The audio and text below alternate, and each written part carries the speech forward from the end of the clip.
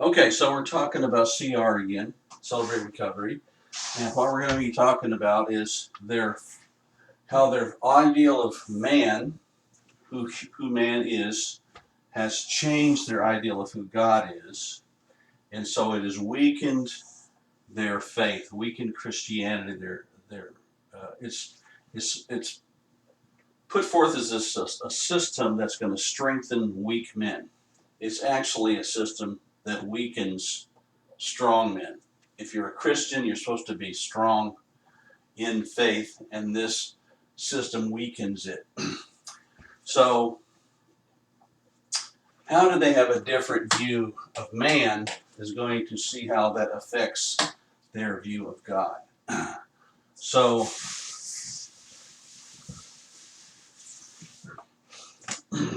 their view of man, and this is the first principle of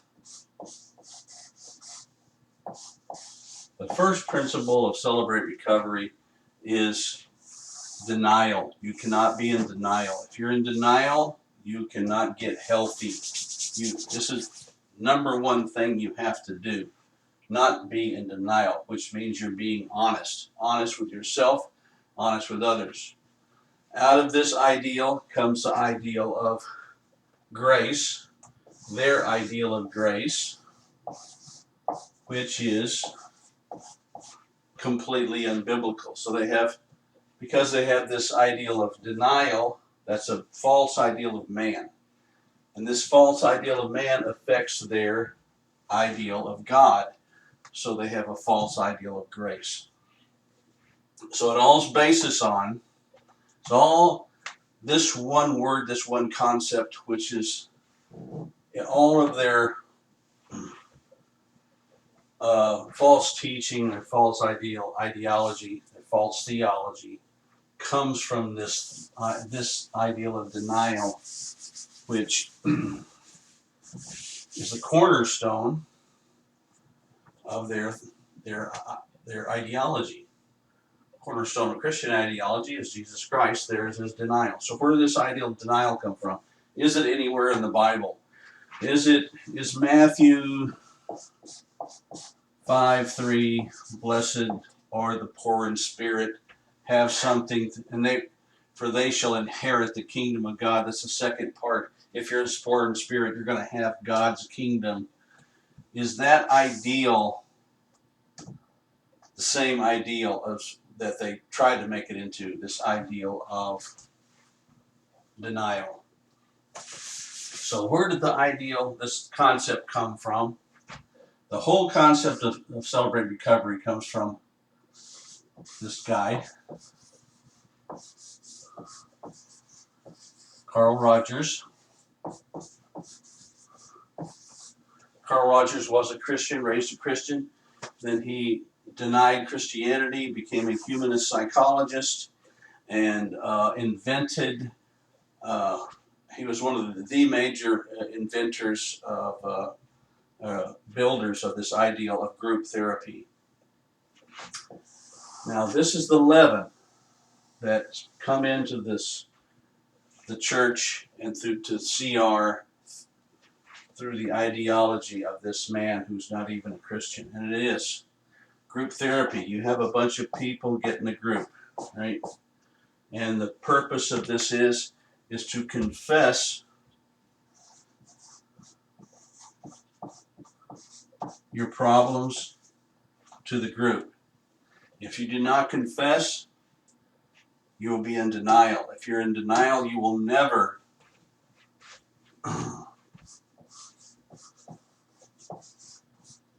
come to truth, and this is going to bring you honesty. You're going to be honest.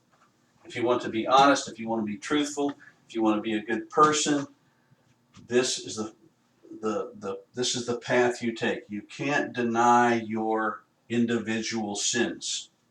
So what people do in this system they set up is if someone confesses, no one in the group is allowed to leave the group for the safety of the group.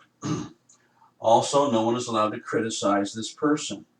It's a system of no non-judgment.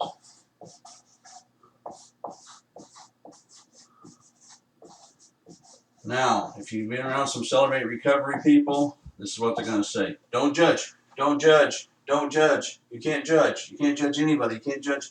Can't do it. Don't judgment. There's no judgment.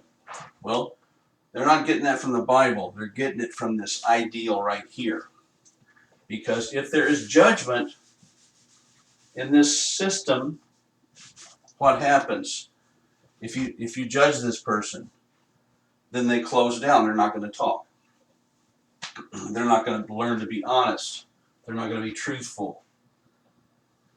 And then this person's going to see, oh, look, he said what was his problem and he got jumped all over. So I'm not going to say anything. I'm not going to say anything. I'm not going to say anything. So the whole system collapses in a group therapy situation. A group. Get a bunch of guys together and they're being honest and open and real and truthful with themselves. So they create this system, and this Carl Rogers created this system. It's not a Christian system. Like I said, he was a Christian. He denied Christ and became a humanist. So what does this system do? Or what did this is how Carl Rogers defined this. He said this is unconditional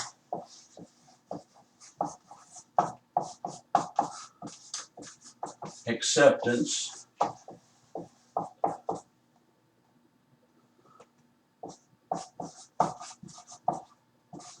unconditional acceptance.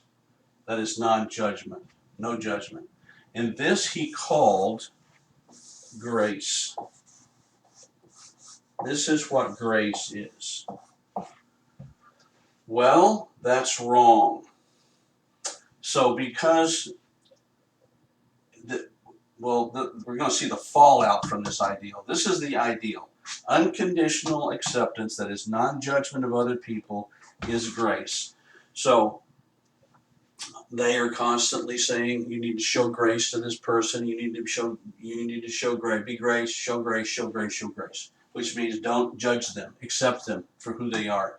Because what's important with this, their status is based on being accepted the way they are. So if you don't accept somebody else the way they are, then you're in the same pot, right? You're also not accepted. So you must show grace one to another. So this is the ideal that is a lot of Celebrate Recovery is based upon. And it is the ideal that didn't come from Christ, didn't come from the Bible. It's stealing some words, although not defined properly words from the Bible.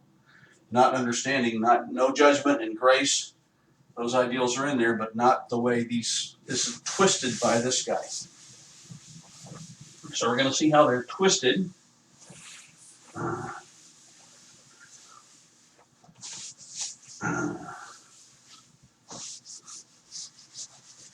So how is this twisted? The ideal of who man is. Who man is in this system of denial is people are, what do you have to confess? You have to confess your hurts, your problems,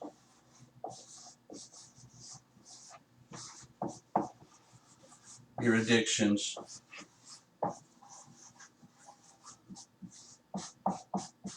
Right? So what are all these things? And how do you get here?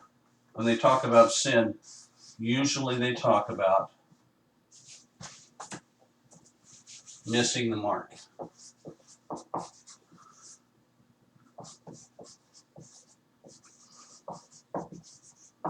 Missing the mark. In other words, oops, I slipped.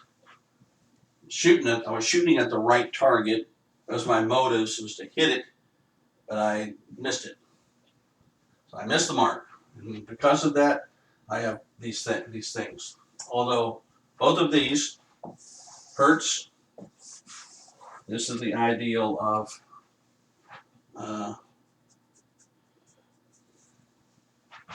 nurture and nature.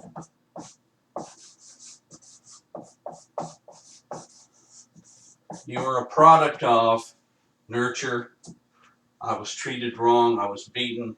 I saw my father beat my mother. I was sexually abused. These things happened to me. I was hurt. Because I hurt, I react improperly. And so I am a victim. I do these things because I don't have any control over them. I'm confessing them. That's what I do. But I do them because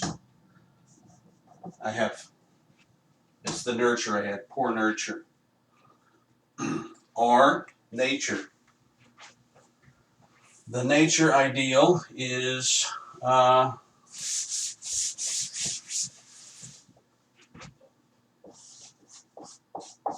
chemical. Or it's in your DNA. I'm chemically predisposed to do what I do. It's not my fault. I wish I didn't. I don't want to do these things, but I do them. Is that your fault? Is an addiction someone's fault? If someone's born with a bad heart valve, are they something? Is that a blame on them? If you're born with a alcohol addiction or a gambling addiction or if you're born with it, if it's in your DNA, then is that your fault? Are you responsible? If you view man like this, and you use these terminologies to view man, they can say sin all they want to, but when they usually talk about sin, this is what they're talking about, missing the mark.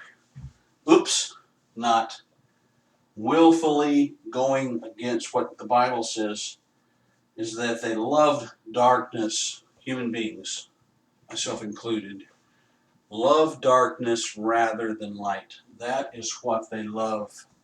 This is the condemnation. Christ said, this is the condemnation, that men love darkness rather than light.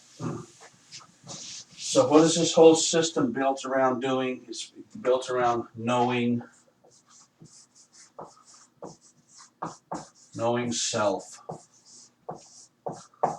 Who said, know thyself?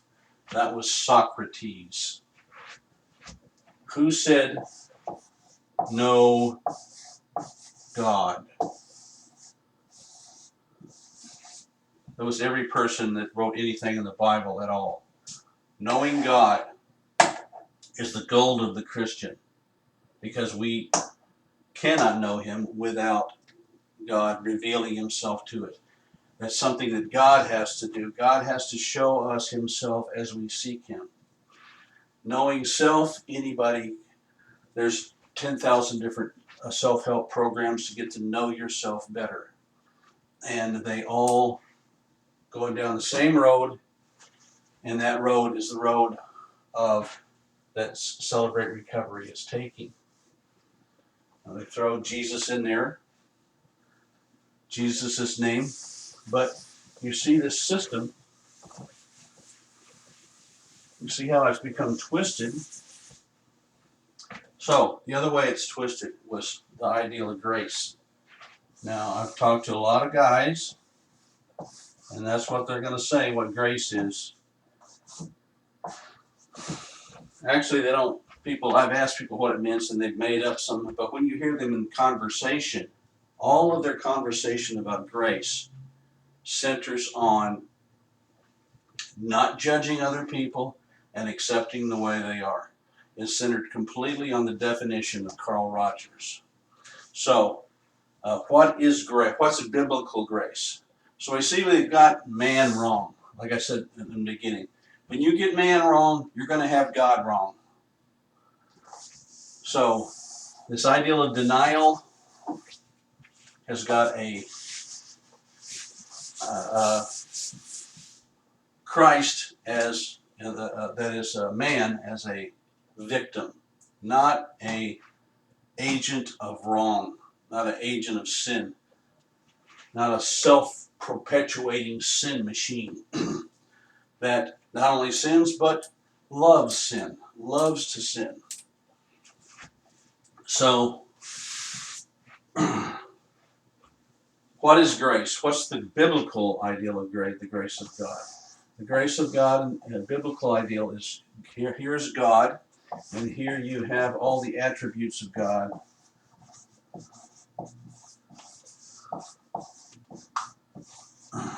All of these things that this system is trying to create. It's trying to create these things. If you go through this process, these steps, you will obtain joy, peace, and love. This is what the whole thing is looking for. So how do you get these in biblically? Biblically, all these things belong to God in the realm of God, and you can't have real joy, lasting joy. You can't have peace in the storm. You can't have love of your enemies. You can't have any of this without God. We have manufactured hints of this thing, but not in a consistent, like every day, this is what I have. So, how we get this line would be sin, willful sin that separates us from God. God doesn't accept us the way we are. He has separated himself from us because of sin. So, what happened was Christ descended as a man, and through his death and resurrection, he gave us access to the Spirit of God. And now, through grace, we have, it says in 1 Peter 3, oh, sorry, 1 Peter, so 1 or 2 Peter 1:3, says that we have, in the present tense, all things to make us, so we can live a godly and holy life. And that comes from above.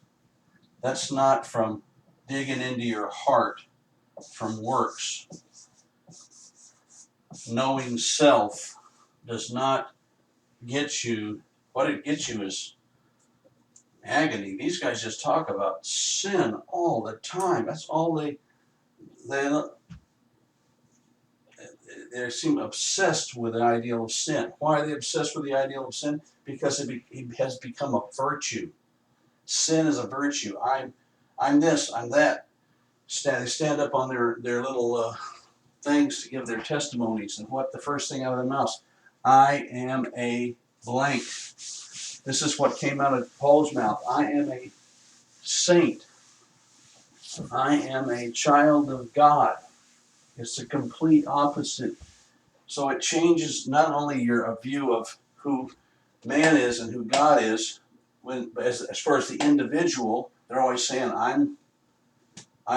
this is who I am. Here's a funny thing that, what is that word?